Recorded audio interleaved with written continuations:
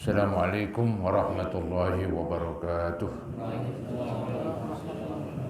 Alhamdulillah wassalatu wassalamu ala asyrafil khalqillah Sayyidina wa maulana Muhammad ibn Abdullah wa ala alihi wa ashabihi wa man tabi'ahu wa nasarahu wa wala wa la hawla wa la quwata illa billah, amma ba'd. Hadirin saudara-saudara jemaah Majlis Ta'lim Mushola Al-Mujahidin yang saya muliakan, mudah-mudahan kita semua termasuk yang dimuliakan oleh Allah Subhanahu wa Ta'ala. Yang terhormat para pengurus dan pimpinan Mushola Al-Mukarram Bapak Muhammad Madun, serta tokoh masyarakat, serta para asatizah dan juga remaja sekalian, syukur alhamdulillah malam hari ini di malam Senin sebagaimana biasa antara maghrib dan isya kita isi dengan menghadiri pengajian. Selalu kita mengharap semoga setiap kali kita hadir Allah berkenan melimpahkan balasan dan imbalan pahala yang sebesar-besarnya. Semoga Allah ampuni kurangan, kesalahan dan dosa-dosa kita, dan semoga terus dibukakan pintu ilmu yang seluas-luasnya. Amin ya rabbal alamin. Hadirin, bahasan yang lalu baru memasuki, yaitu bahasannya sedikit tentang muraqabah. Muraqabah artinya merasa diri kita diawasi oleh Allah Subhanahu wa Ta'ala. Memang Allah mengawasi manusia, dan Allah ini mengawasi manusia maha mengetahui. Walaupun dia sendirian kah, apalagi beramai-ramai, tetap Allah maha tahu. Ada firman Allah yang berbunyi, Inna rabbaka labil mirsad. Sesungguhnya Tuhan kamu selalu mengawasi kamu. Jadi karena Allah mengawasi kita, kudunya kita harus mengimbangi. Artinya ada perasaan di diri kita bahwa kita ini diawasi nama Allah. Itu harus ditanam istilahnya. Diadakan sifat merasa diawasi oleh Allah di dalam segala tindakan kita. Tujuannya supaya nanti ketika kita berbuat, kita pastilah mengukur apakah ini perbuatan ini baik atau perbuatan ini buruk, karena Allah maha mengetahui.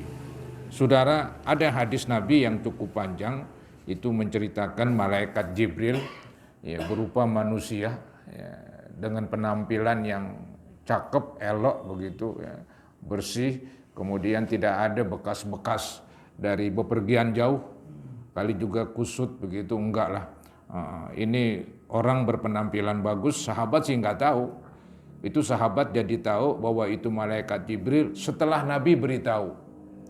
Setelah peristiwa ini, setelah beberapa hari, Nabi beritahu sahabatnya bahwa yang beberapa hari yang lalu tuh yang datang adalah malaikat Jibril ngajarin agama kamu. Ngajarin agama, yaitu ngajarin pokok-pokok agama. Yang pertama, Jibril mengajarkan kepada sahabat sekaligus kepada umat Islam, berarti yaitu tentang Islam. Apa itu Islam? Nabi jawab. Jawaban Nabi yang kita kenal itu rukun Islam yang 5, 2 kalimat syahadat sampai haji dan sudah begitu. Kemudian kata Jibril ini yang berupa manusia, engkau benar begitu. Apa yang kau katakan benar. Maka sahabat jadi bikin bingung, kok dia yang nanya, dia yang membenarkan. Tapi mereka diam saja. Setelah mereka tahu bahwa itu Jibril, mereka, pantesan. Paling begitu dah, pantesan. Jadi yang kedua, Jibril bertanya tentang iman begitu. Jawaban Nabi yang kita tahu yaitu rukun iman. Mulai beriman kepada Allah, sampai beriman kepada hari kiamat, sampai kepada beriman kepada takdir, khairihi wa syarrih begitu. Kemudian ini Jibril bertanya lagi, yaitu tentang ihsan. Nah, ini yang belum kita bahas ini. Saudara, ihsan itu dari kalimat ahsana yuhsinu, ihsan artinya memperbaiki, membuat bagus begitu. Jadi ihsan di sini yaitu seseorang dituntut untuk memperbagus ibadahnya, memperbagus di ibadahnya. Nah, ini yang disebut muraqabah tadi, merasa dirinya diawasin oleh Allah. Ketika merasa dirinya diawasin, ini diumpamain seperti kita lagi kerja. Kebetulan ada majikan atau bos mandorin, ya udahlah kita bagusin tuh dah kerjaan, kan begitu. Nggak main-main. Begitulah gambarannya itu. Ya, jadi seseorang disuruh ihsan, disuruh memperbaiki. Memperbaiki apa? Memperbaiki ibadahnya supaya betul-betul bagus. Ya, ikhlas dan segala macam lah bagian-bagian yang bagus dari ibadah gitu. Dan dilaksanakan sesempurna-sempurnanya karena dimandorin. Nah, itu saudara-saudara hasil daripada orang beriman, hasil dari orang beragama Islam, maka menghasilkan ihsan. Ya, kalau dia udah percaya kepada Allah, percaya rukun Islam, rukun iman, wah ini semestinya mantap ini. Maka akan menimbulkan sifat ihsan, yaitu merasa dirinya diawasin sehingga apapun yang ia kerjakan dari ibadah-ibadah dibuat bagus. Ya. Sehingga sempurna sekali itu ibadah. Itu yang namanya ihsan itu. Nah, ihsan ini ya tadi arti maksud begitu. Ini arti yang disampaikan oleh Nabi Muhammad SAW. Ya, jadi malaikat bertanya, "Fa akhbirni anil ihsan." Beritahu saya tentang ihsan. Maka Nabi menjawab, "Qala anta budallaha ka'annaka tarah." Yaitu kamu menyembah Allah seperti engkau melihatnya. Kalau Allah sudah pasti melihat kita. Emang itu yang disuruh taruh di hati kita. Bahwa Allah pasti melihat kita. Cuman supaya lebih mantap lagi, kita pun seakan-akan melihat dia. Wah ini makin dan makin bagus lagi. Ya, jadi kita merasa ya diketahui. Kita merasa yaitu diketahui apa yang kita perbuat. Dilihat oleh Allah. Nah, karena apa yang kita perbuat dilihat oleh Allah, maka kita pun berusaha membaguskan perbuatan ibadah kita. Maka disebutlah ihsan itu kamu menyembah Allah seakan-akan kamu melihat dia dan pasti dia melihat kamu. Itu udah mesti itu. Nah ini yang kedua ini kalau nggak bisa seakan-akan melihat dia ya sudahlah ya, yang pasti Allah melihat kamu. Begitu. Itu yang pasti itu. Fa illam takun tarahu fa innahu yarak. Begitu. Seandainya kamu tidak bisa melihat Allah seakan-akan, yang penting pasti kalau Allah sih ngelihat aja lu kan begitu. Udah mau nggak mau udah di maha melihat, ya mau nggak mau kita berusaha untuk membaguskan diri kita. Jadi ada ihsan tingkat tinggi, yaitu seakan-akan kita melihat Allah. Disebut seakan-akan emang Tuhan nggak bisa dilihat di dunia ya. Jadi seakan-akan kita bayangkan Allah melihat kita begitu. Nah kalau memang kita nggak bisa seakan-akan melihat dia karena ya keterbatasan ilmu kita, keterbatasan konsentrasi kita, fokus kita, ya yang perlu kamu ketahui bahwa Allah itu pasti melihat kamu. Itu fa innahu yarak. Kemudian setelah jadi gara-gara meyakini ya bahwa Allah melihat kita, apalagi ya di samping kita meyakini Allah melihat kita, seakan-akan kita melihat dia, pastilah perbuatan ibadah kita bagus banget itu. Ya, yang tadi saya bilang yang namanya ihsan, yaitu membaguskan ibadah kita ya, dan melaksanakannya sesempurna mungkin. Nah setelah ini malaikat bertanya tentang ihsan, kemudian dijawab oleh Nabi, maka pertanyaan malaikat selanjutnya tentang hari kiamat. Qala fa akhbirni anis sa'ah. Artinya wahai Rasul beritahu saya tentang kiamat. Ya, kalimat sa'ah ini artinya jam ya, waktu, tapi maksudnya waktu kiamat. Maka apa jawaban Nabi ketika ditanya tentang kiamat? Qala mal mas'ulu anha bi'a'lama minas sa'il. Artinya tidaklah yang ditanya lebih tahu dari yang nanya. Yang nanya Jibril. Yang ditanya Nabi Muhammad. Ini cakep banget jawabannya. Tidaklah yang ditanya ini lebih mengetahui dari yang nanya. Sama-sama nggak tahu. Yang ditanya Nabi Muhammad nggak tahu, yang menanya juga nggak tahu kapan hari kiamat. Nah, itu jawaban Nabi. Jadi kalau zaman sekarang ada orang mengetahui atau ya mengira-ngira kiamat 1000 tahun lagi, kiamat setahun lagi, ya itu bohong semua itu. Ya, itu bohong semua. Jibril aja nggak tahu. Ya, malaikat juga tidak tahu. Ya, Nabi Muhammad nggak tahu kapan tuh kiamat begitu. Nah, malaikat ketika dijawab oleh Nabi bahwa Nabi itu nggak lebih tahu daripada malaikat yang bertanya, maka ini malaikat bertanya yang lain dah, yaitu apa ya? Tanda-tandanya. Jadi kalau tahunnya kapan begitu ya, bulannya kapan, itu mah nggak ada yang tahu. Tapi di sini mau dijelaskan, yang mau ditanya tanda-tandanya. Maka disebutlah fa akhbirni an amaratiha. Fa akhbirni an amaratiha. Artinya beritahulah saya tentang tanda-tanda kiamat. Sebetulnya nih tanda kiamat ada tanda besar, ada tanda kecil begitu. Alamat kubro, alamat besar. Kalau alamat besar itu matahari terbit dari sebelah ulon, ya barat. Biasanya sebelah timur, etan, begitu. Nanti ketika matahari dari barat, udah dah mau bener, yang tadinya nakal mau bener nggak bisa udah. Yang tadinya kafir mau Islam juga nggak bisa udah. Itu tanda kubro itu gede banget itu udah. Itu saat itu juga ada kiamat dah udah. Nah ini yang ditanya tanda-tanda yang lain ini, tanda-tanda alamat kecil. Ya. Fa akhbirni an amaratiha, beritahu saya wahai Rasul tentang tanda-tanda kiamat. Nabi jawab, qala antalidal amatu rabbataha.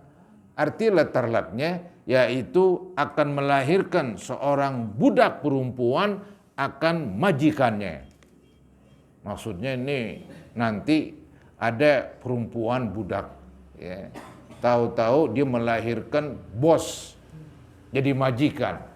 Aneh kan, induknya ya budak, anaknya pangkatnya tinggi. Ya, ini yang aneh ini. Ini nanti dikatakan ini bahasa kiasan ini. Ya. Memang secara hukum tuh udah demikian di dalam Islam itu. Misalnya ini saya punya budak 5, punya bini yang resmi lain lagi itu dah maksimal 4 kan begitu. Punya budak 5, 5-5-nya saya pakai. Akhirnya 5-5-nya punya anak. Ini anak kedua, ini anak ke-1, ini. Itu tuh anak-anak saya tuh ngikutin saya. Karena saya majikan, saya merdeka, maka anak saya ikut. Mamanya sih tetap budak. Jadi seakan-akan budak perempuan melahirkan majikan. Begitu. Dalam Islam memang begitu. Nanti ini perempuan, ibu ini akan merdeka bila mana majikannya mati. Itu merdeka otomatis itu. Merdeka otomatis akibat punya anak dari majikan. Agama membolehkan berhubungan tanpa menikah kepada budak begitu. Cuman ada resikonya. Resikonya kalau lu mati, hey bos, ini budak nih yang dulu pakai, yang punya anak atau tidak, dia nggak bisa dijadiin warisan. Dia langsung merdeka. Itu. Ada kan merdeka yang dibuat merdeka. Seperti saya punya budak, saya bilang, kamu merdeka, udah merdeka. Ada juga merdeka si budak berusaha minta sama majikan agar diizinin nyari duit. Ntar buat bayar cicilan. Itu namanya mukatab.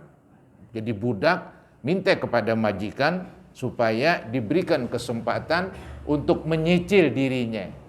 Kalau kata majikan, baik kalau begitu kamu akan merdeka setelah lunas 1 juta. Setiap bulan bayar 100. Berarti 10 bulan gidah dagang begitu. Nah, itu bisa, itu namanya juga akan merdeka budak ya.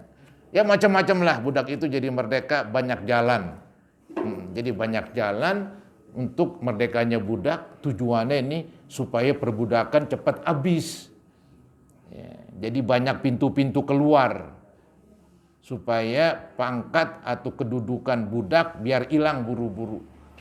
Ya, jadi ada lagi itu cara-cara yang membuat budak jadi merdeka. Tadi itu yang saya ingat aja itu. Nah ini diterangkan berarti ini budak perempuan dia dipakai oleh majikan sehingga punya anak. Nah anaknya ngikutin bapak karena bapaknya merdeka, anaknya merdeka. Seakan-akan mamanya budak orang rendahan melahirkan anaknya yang tinggian pangkatnya yaitu majikan. Nah ini yang Nabi sebut bahwa salah satu tanda dari kiamat antalidal amatu robbataha, yaitu budak perempuan akan melahirkan majikannya. Nah ini ada yang bilang ini menggambarkan umat Islam banyak membuka dan menguasai negara-negara sekitarnya itu. Jadi negara-negara yang dikuasain itu yang kalah kan dijadiin budak. Maka nanti waktu pembagian rampasan perang masing-masing dapat budak itu. Memang secara turun-temurun sebelum Islam datang, apabila terjadi peperangan yang kalah jadi mesti begitu, yang kalah jadi budak. Itu sebelum Islam datang agama Islam yang meneruskan begitu. Jadi umat Islam ketika berperang dengan musuhnya, nah itu benar-benar yang kalah dijadiin budak. Ya. Akhirnya budak banyak, budak jadi banyak begitu. Kebetulan ya agama membolehkan lagi pemilik budak memakainya. Ya. Jadi ini menggambarkan tanda-tanda kiamat, perbudakan makin banyak ya, karena istilahnya banyak negara-negara yang dikuasai oleh orang Islam. Gitu. Ya. Dulunya kan orang Islam cuman menguasai, malah mulai Madinah. Iya. Habis Madinah baru Mekah, baru dah melebar begitu.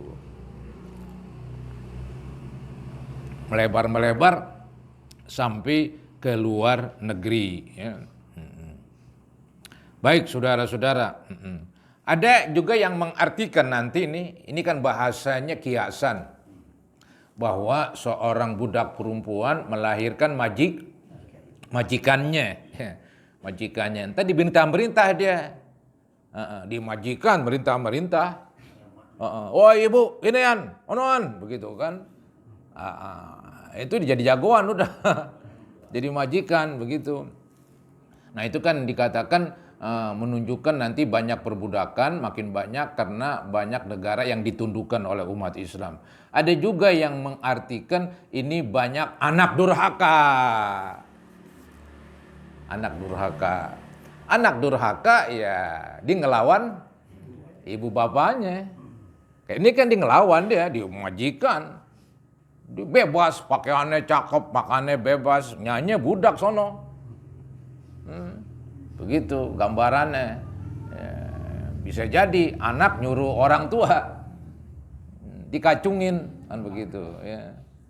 Ada pertanyaan itu, Pak Ustadz katanya bagaimana ya kalau seorang ibu kita ya kita suruh jadi pembantu kita ngurusin cucu kita, anak kita maksudnya yang ngurusin cucu dia ya, ini bagaimana ini? Ya kalau emang istilahnya itu dia jarang-jarang sih emang wajar kali ya.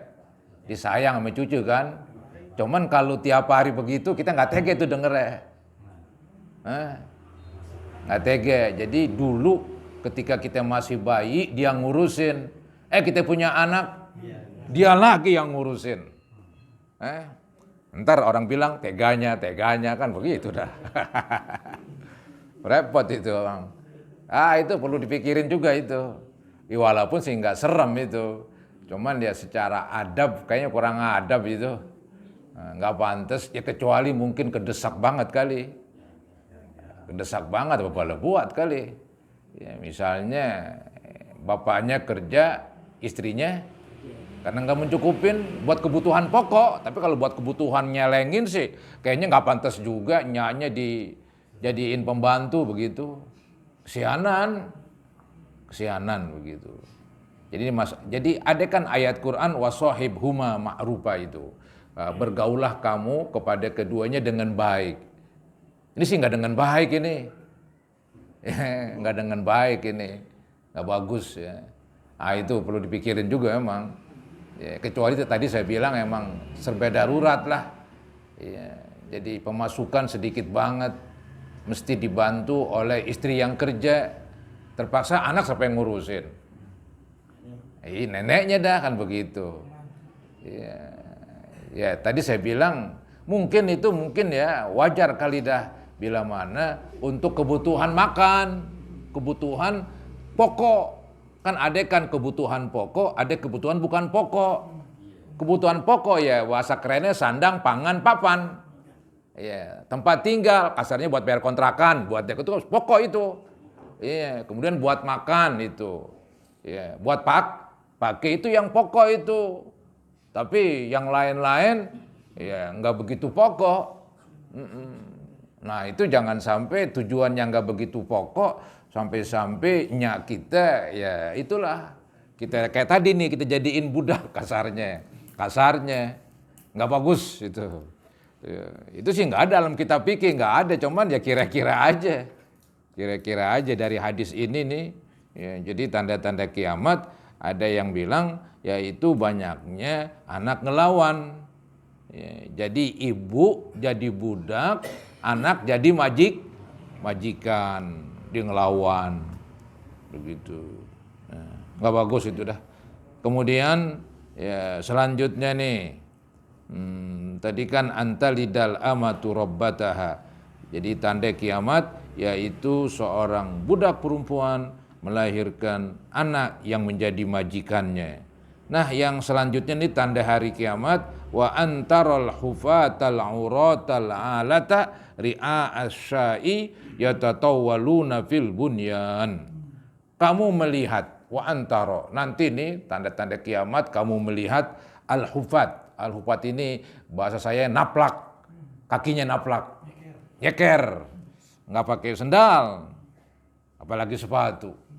Nanti kamu lihat orang yang aslinya naplak, biasa turun ke sawah, al-urota yang telanjang. Ya mungkin bukan telanjang bulat sih, telanjang separuh dah, masih telanjang bulat.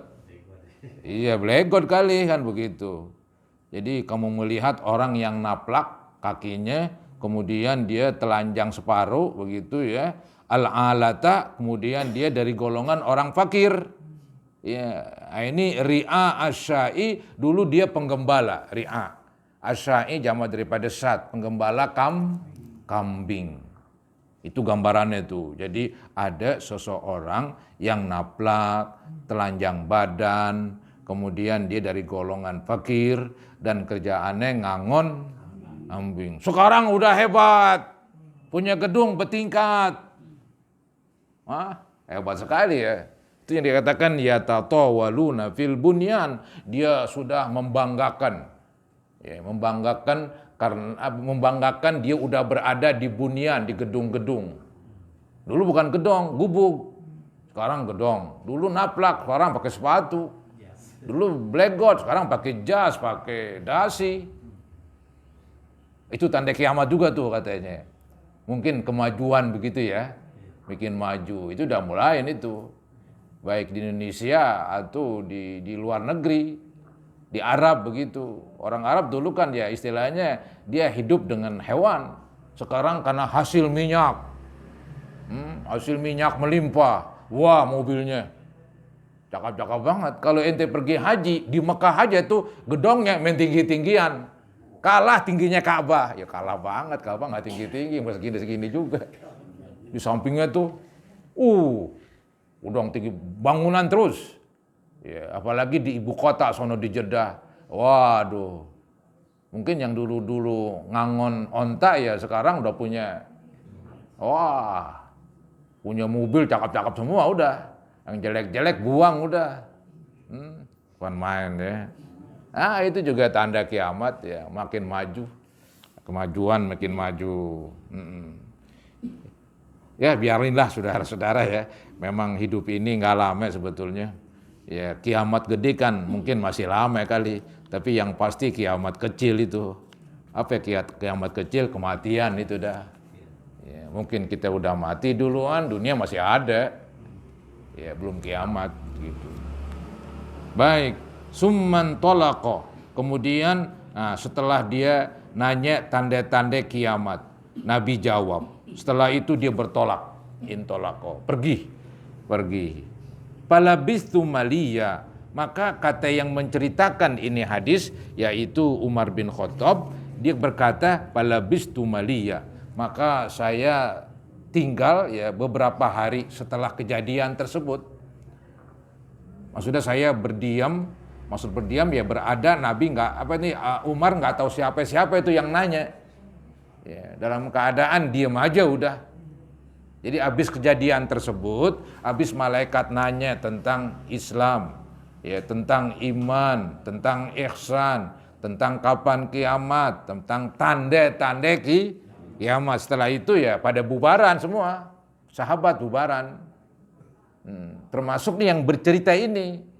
Dikatakan palabistu maliya, maka saya waktu itu berdiam beberapa hari. Ya. Kemudian summa qala. Nah, justru Nabi yang ngomong. Ketika Nabi udah ketemu beberapa hari dari peristiwa tadi, ketemu dengan Umar. Maka Nabi berkata, qala ya Umar, begitu. Wahai Umar, atadri manis sa'il? Tahukah kamu siapa itu yang nanya, wahai Umar? Umar menjawab, qultu Allahu wa rasuluhu a'lam. Ya yang tahu banget Allah dan Rasulnya, kan begitu. Qala, Nabi menjawab, fa innahu Jibril. Tuh dibilangin dah. Maka sesungguhnya itu yang nanya adalah Jibril. Cuman dia berupa orang. Dia nanya itu tujuannya mau ngajarin lu semua ini. Ngajarin ya kamu semua. Biar tahu apa itu iman. Biar tahu apa itu Islam. Biar tahu apa itu ihsan. Biar tahu tanda-tanda kiamat. Begitu. Dia sudah tahu tuh Jibril nanya. Dia nanya saya, kata Nabi, tujuannya ngajarin kamu agama kamu. Jadi atadri manis sa'il, tahukah kamu wahai Umar, siapa itu yang bertanya? Maka Umar menjawab, qultu Allahu wa rasuluhu a'lam. Allah dan Rasulnya lah yang maha mengetahui. Qala, Nabi menjawab ini, bersabda, fa innahu Jibril. Maka sesungguhnya itu adalah Jibril. Atakum yu'allimukum dinakum. Jibril datang kepada kamu, ngajarin kamu agama kamu. Jadi memang begitu. Ya, jadi ada malaikat ya, berupa manusia, nanya ini, nanya ono. Jadi kan yang dengerin jadi pada tahu. Coba nggak ada yang nanya masalah itu, ya nggak ada yang tahu semua. Begitu memang. Hadis rawahu Muslim. Wa makna talidul amatu rabbataha ay sayyidataha. Arti seorang budak perempuan melahirkan majikannya, yaitu maknahu antaksuros sarori, yaitu maknanya banyaknya budak-budak. Ya, dan budak-budak ini dipakai. Jadi istilah sekarang mungkin jadi istri selir, begitu apa? Terserahlah. Jadi selir misalnya. Hatta talidal amatus surriyatu bintan li sayyidiha, sehingga melahirkan perempuan budak yang dipakai oleh majikan, melahirkan anak yang anak buat suaminya yang majikan. Anak buat suaminya yang majikan, bukan anak buat ibunya yang melahirkan. Karena ibunya yang melahirkan adalah budak. Penyebab dia hamil adalah majikan. Memang biasa anak itu ngikutin bapak ya. Kecuali memang kayak si Nabi Isa bin Maryam, memang dia nggak ada bapaknya. Wa bintu sayyid fi makna sayyid gitu. Anak dari majikan sama dengan majikan. Iya benar memang. Malah Kalau bapak kaya, anak itu saudara-saudara sama nih omongan. Wa bintu sayyid bi makna sayyid. Ya. Jadi putri atau anak dari si majikan semakna searti dengan majikan. Wakila ghairu dzalik. Ada yang mengartikan lainnya itu. Yaitu seperti tadi itu saya bilang ini menunjukkan isyarat banyak anak durhaka sama orang tua. Jadi orang tua kayak dijadiin budak, anaknya jadi bos. Gitu. Galakan dia udah. Wal alatu al fuqara wa qauluhu maliyan ay zamanan tawilan wa kana dzalika thalathan. Al hadis rawahu Muslim fi awwali kitabil iman. Jadi saudara-saudara, dari hadis ini yang paling penting Nabi mengajarkan rukun Islam itu apa. Kemudian rukun iman juga itu apa. Antara Islam dengan iman ini saling kait, nggak bisa dipisahkan. Ya. Maka di sini diterangkan di sini dalam kitab saya, al-iman huwa tasdiqu biqawaididdin. Yang namanya iman mempercayai dengan sendi-sendi tiang-tiang agama. Mempercayai. Jadi iman itu sebatas keyakinan. Yakin, yang pertama yakin kepada al-iman billah, yakin kepada Allah. Yang kedua al-iman bil malaika, bisa percaya kepada malaikat, yakin itu ada itu dah. Yang ketiga kepada kitab-kitab. Terus yang keempat rasul, percaya kepada rasul. Yang kelima kepada hari kiamat. Yang keenam kepada takdir. Itu 6 macam tuh rukun iman. Nah itu sendi-sendinya itu, sendi agama Islam itu. Ya, di antara sendi keimanan itu tuh. Yang 6 itu. Nah itu yang dikatakan al-iman huwa tasdiq biqawaididdin. Iman itu adalah mempercayai dengan sendi-sendi agama. Wal Islam, sedangkan Islam wal inqiyad bil af'alidz zahiratis syar'iyyah. Islam itu yaitu tunduk dengan melaksanakan syariat-syariat agama. Kalau Islam tunduk melaksanakan. Jadi kalau iman keyakinan, kalau Islam perbuatan. Begitu. Ya, Islam perbuatan, mulai daripada arkanul Islam khamsun. Pertama 2 kalimat perbuatan ngomong, ngucap ya. Yang kedua ketiga puasa, zakat boleh, 4 puasa, kelima ini semuanya perbuatan ini. Ini semuanya perbuatan. Nah, dibilang di sini ya, dikatakan fahuma mukhtalifani mafhuman lakinnahuma mutalazimani. Keduanya memang berbeda pengertiannya, tapi keduanya saling mengkait, nggak bisa dipisahin. Ya, maka dibilang fala yuqbalu imanun bila Islam wala islamun bila iman. Nggak diterima iman nggak pakai Islam, nggak diterima Islam nggak pakai iman. Ya. Misalnya nih, ada orang beriman doang nggak Islam. Gue percaya sama Tuhan, percaya sama takdir, tapi goga 2 kalimat syahadat, goga sembahyang. Ya belum Islam dia. Ya, begitu. Atau ada orang, gue Islam tapi nggak iman. Gue 2 kalimat syahadat, nggak sampai sembahyang, puasa dan seterusnya, tapi gue nggak percaya hari kiamat, nggak percaya kepada para malaikat dan seterusnya itu dah. Mungkin kepada Allah dipercaya itu 2 kalimat syahadat, asyhadu alla ilaha illallah kan begitu kan, dipercaya itu sama Tuhan udah, percaya sama Nabi Muhammad, tapi yang lain nggak percaya. Ya, malaikat nggak percaya, sama kitab-kitab yang diturunkan nggak percaya, sudahan sama kiamat sama takdir nggak percaya, ya belum Islam. Jadi supaya Islam ini harus ada rukun iman, ada rukun Islam begitu. Dan dua-duanya saling mengkait, nggak bisa dipisahkan, nggak bisa Islam doang nggak pakai iman, nggak bisa iman doang nggak pakai Islam. Jadi dua-duanya itu. Ya. Nah, itu beberapa kesimpulan. Kemudian ada lagi kesimpulannya bahwa hendaklah manusia selalu merasa dirinya diawasin. Ya. Apa alasannya? Karena Allah Maha melihat.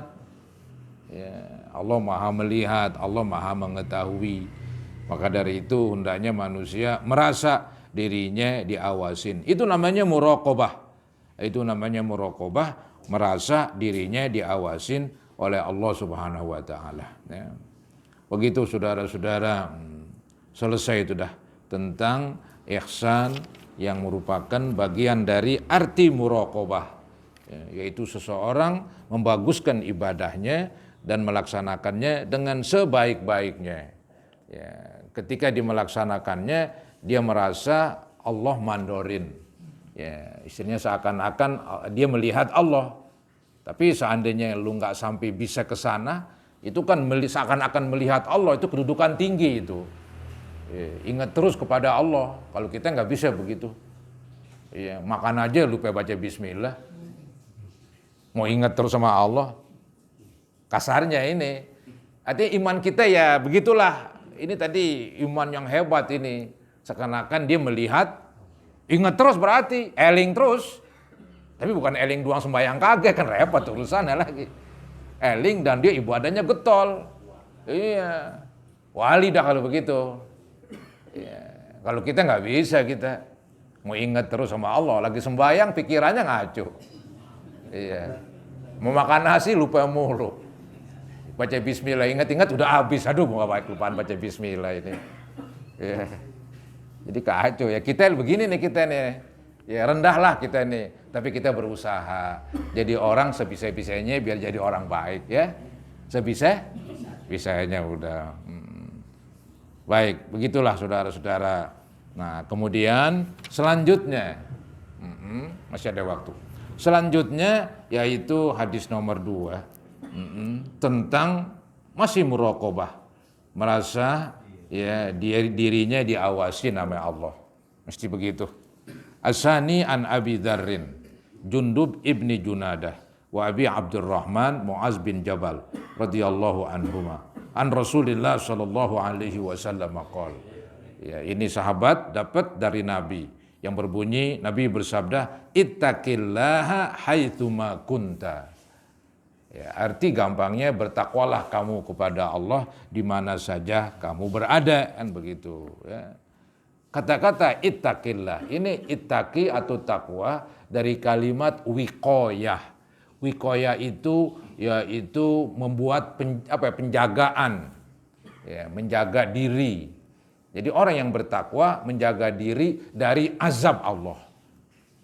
Orang yang bertakwa menjaga diri dari siksaan Allah, begitu. Karena arti takwa begitu tuh. Takwa artinya membuat penjagaan dari siksa. Nah, supaya kita ini bisa bikin penjagaan dari siksa Allah, caranya bagaimana? Laksanakan perintah, tinggalkan. Maka kadang-kadang kita singkat takwa ya maju mundur udah. Maju yang diperintah, mundur yang dilarang. Yang diperintah ada 2 macam, ada perintah wajib, ada perintah Kalau yang wajib nggak bisa ditawar-tawar. Kalau yang sunat ya boleh maju, boleh mundur. Ya. Yang larangan ada 2, larangan haram, larangan makruh. Larangan haram tidak boleh tidak, mesti yang makruh sebaiknya tinggalkan. Itu takwa yang rendah itu. Itu rendah banget takwa itu.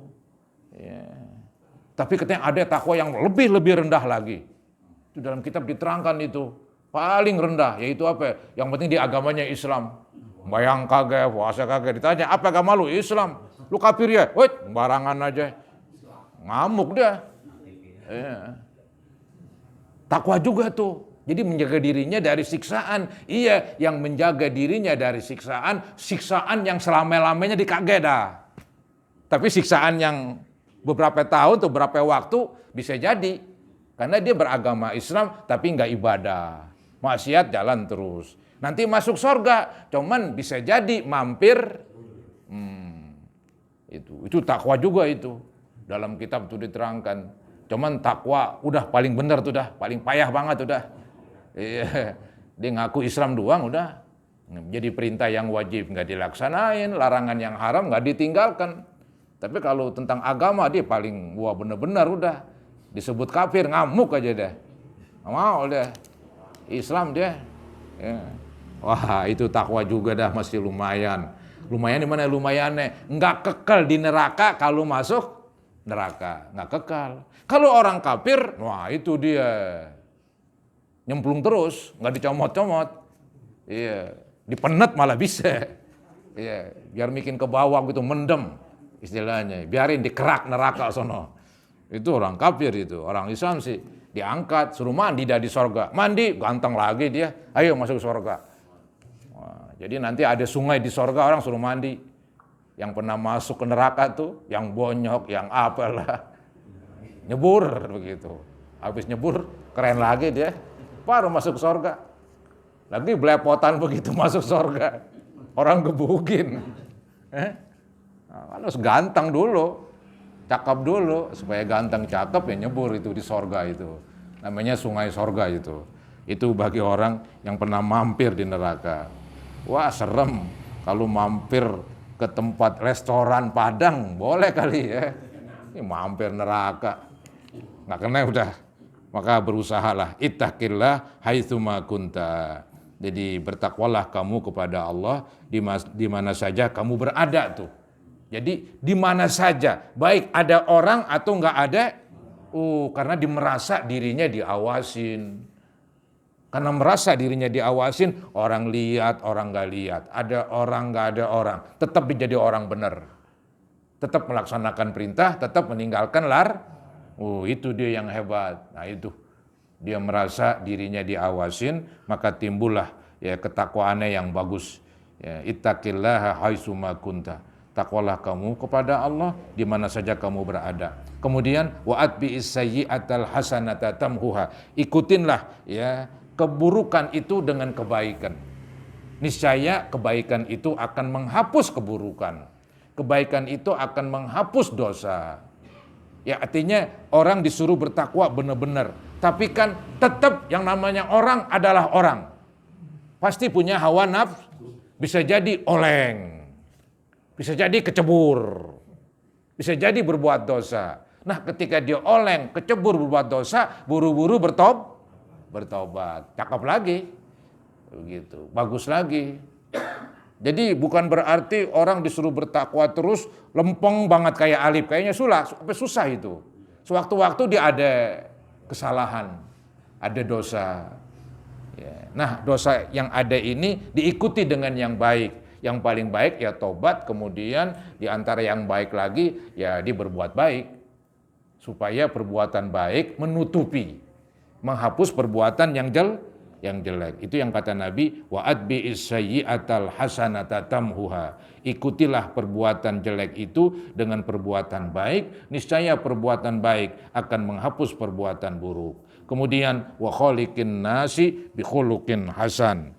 Ya, artinya bergaulah kamu kepada manusia dengan akhlak yang baik, begitu. Ya, bergaulah kamu kepada manusia dengan akhlak yang baik. Apa itu akhlak yang baik? Itu diterangkan oleh Ibnul Mubarak, ulama besar zaman dahulu. Yang pertama, muka berseri-seri, tolaqatul wajhi. Ya, bergaul dengan akhlak baik, muka jangan asem. Kalau ente asem, ntar orang bilang bagaimana? Ya, ntar wah dia mungkin marah sama gue tuh. Mungkin ada apa ya? Macam-macam jadi suuzon. Kacau dah begitu. Jadi bergaul dengan akhlak baik kepada orang, muka manis satu. Kedua, jangan ganggu dia, ini yang susah. Waqaful adza. Menahan diri kita jangan menyakiti. Enggak nyakitin nama baiknya, enggak nyakitin tubuh badannya dengan melukai, enggak nyakitin hartanya kita ambil, enggak nyakitin ganggu keluarganya. Itu akhlak yang keren itu, bukan akhlak sekedar nunduk-nunduk doang, itu sih enggak ada gunanya. Nunduk-nunduk doang, di belakang japit kala jengking, repot urusannya kalau begitu. Nggak bisa itu, caranya begitu. Ya. Jadi bermuka manis, menahan diri dari mengganggu orang lain. Yang ketiga, wabazrul ma'ruf, berbuat baik. Waduh, keren nih orang dah. Ini keren nih. Maka itulah akhlak mulia. Jangan dikira akhlak itu hanya nunduk-nunduk doang. Salah besar. Itu memang bagian akhlak, cuman bagian kecil. Malah nih yang besar, kalau saya bilang yang besar ini akhlak yang baik. Jangan ganggu orang. Jangan nyakitin orang, jangan ngerugiin. Itu udah jempol banget zaman sekarang. Udah cakep udah tuh lumayan. Lumayan begitu. Biarinlah nggak berbuat baik. Yang penting kita nggak ngerugiin.